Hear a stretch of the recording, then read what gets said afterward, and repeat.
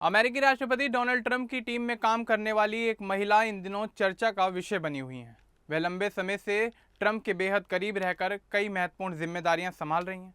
उनकी भूमिका सिर्फ एक कर्मचारी तक सीमित नहीं है, बल्कि वह राष्ट्रपति के कामकाज और संचार से जुड़े कई मामलों में ट्रंप की मदद करती हैं।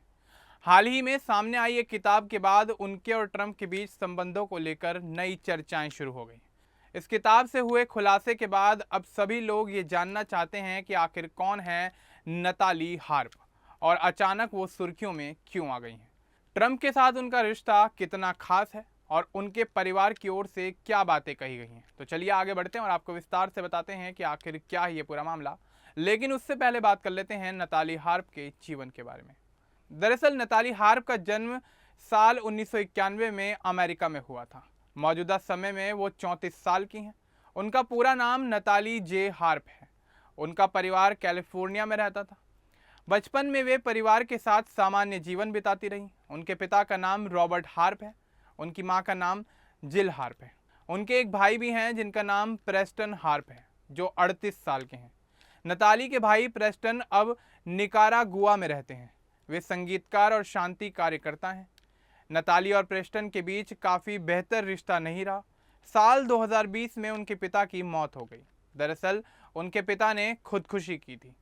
इस घटना के बाद परिवार में अलगाव बढ़ गया। प्रेस्टन ने कहा कि नताली और उनकी मां एक तरफ हो गई। वे खुद अलग महसूस करते थे। नताली ने काफ़ी बेहतर शिक्षा ग्रहण की। उन्होंने पॉइंट लोमा नजरिन यूनिवर्सिटी से बिजनेस फाइनेंस में पढ़ाई की। साल 2012 में उन्होंने ग्रेजुएशन कंप्लीट की। फिर साल 2015 में उन्होंने लिबर्टी यूनिवर्सिटी से MBA किया। यह यूनिवर्सिटी रूढ़िवादी विचारों के लिए जानी जाती है। पढ़ाई पूरी करने के बाद नताली हार्प ने मीडिया इंडस्ट्री में कदम रखा। उन्होंने दक्षिणपंथी विचारों वाले न्यूज़ चैनलों के साथ काम किया। शुरुआत में वे फॉक्स न्यूज़ और वन अमेरिका न्यूज़ नेटवर्क से जुड़ी रहीं, जहां उन्होंने एंकर के तौर पर काम किया। साल 2019 में नताली की ज़िंदगी में एक बड़ी चुनौती सामने आई, जब उन्हें हड्डी का कैंसर होने की जानकारी मिली। इलाज के लिए उन्होंने राइट टू ट्राई कानून का सहारा लिया। इस कानून को डोनाल्ड ट्रंप के कार्यकाल में मंजूरी मिली थी। नताली ने इस कानून की तारीफ की और इसके लिए डोनाल्ड ट्रंप का धन्यवाद भी किया। इसके बाद साल 2019 में ट्रंप ने उन्हें फॉक्स एंड फ्रेंड्स कार्यक्रम में बुलाया, जहां नताली ने अपनी बीमारी और संघर्ष की कहानी सबके साथ शेयर की। उनकी कहानी से प्रभावित होकर ट्रंप ने उन्हें रिपब्लिकन नेशनल कन्वेंशन 2020 में बोलने का मौका दिया। साल 2022 में नताली ट्रंप की टीम का हिस्सा बन गई। शुरुआत में उनके पास कोई आधिकारिक पद नहीं था, लेकिन वह ट्रंप के पोस्ट प्रेसिडेंसी दौर में मारे लागो में उनके साथ काम करती रहीं।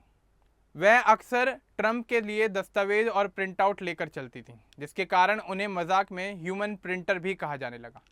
ट्रंप के दूसरे कार्यकाल में नताली को व्हाइट हाउस में एग्जीक्यूटिव असिस्टेंट की जिम्मेदारी मिली। वह ओवल ऑफिस से जुड़े कामों को संभालती हैं।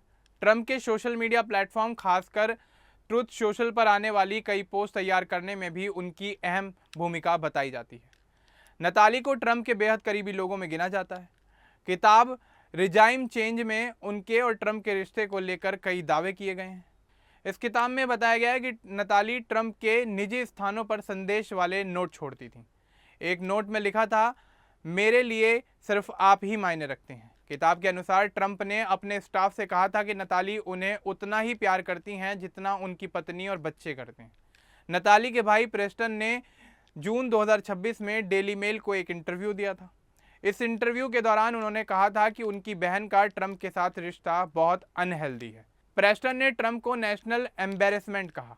उन्होंने परिवार से अलगाव की बात भी की। नताली की उपलब्धियां मुख्य रूप से ट्रंप की टीम की सदस्य होना है। वे कैंसर सर्वाइवर के रूप में जानी जाती हैं। उन्होंने राइट टू ट्राई कानून को प्रमोट किया। टीवी पर काम करके वे रूढ़िवादी दर्शकों तक पहुंची। ट्रंप की टीम में वे सबसे वफादार सदस्य मानी जाती हैं। उनके जीवन के साथ कई विवाद भी जुड़े हुए हैं। इस किताब में उनके और ट्रंप के रिश्ते को असामान्य बताया गया है। White house chief of staff सूजी वाइल्स भी इन नोट्स को देखकर काफ़ी ज़्यादा हैरान थी। सीक्रेट सर्विस में भी चिंता बताई गई। प्रेस्टन के इंटरव्यू के बाद यह बहस और भी ज़्यादा बढ़ गई। नताली ने इन आरोपों पर कोई सार्वजनिक बयान नहीं दिया। व्हाइट हाउस ने उन्हें मेहनती और वफादार बताया। मौजूदा समय में वो व्हाइट हाउस में काफ़ी ज़्यादा सक्रिय हैं। वे ट्रंप के दैनिक कामों में उनकी मदद करती हैं। सोशल मीडिया पर उनकी चर्चा जारी है। लोग उनके और ट्रंप के रिश्ते पर सवाल उठा रहे हैं। नताली का परिवार अब अलग अलग रहता है। भाई प्रेस्टन निकारागुआ में शांति कार्य करते हैं। वे ट्रंप की नीतियों से सहमत नहीं हैं। नताली की कहानी एक साधारण लड़की से ट्रंप की करीबी सहायक बनने तक की है। कैंसर से लड़कर वे मजबूत बनी।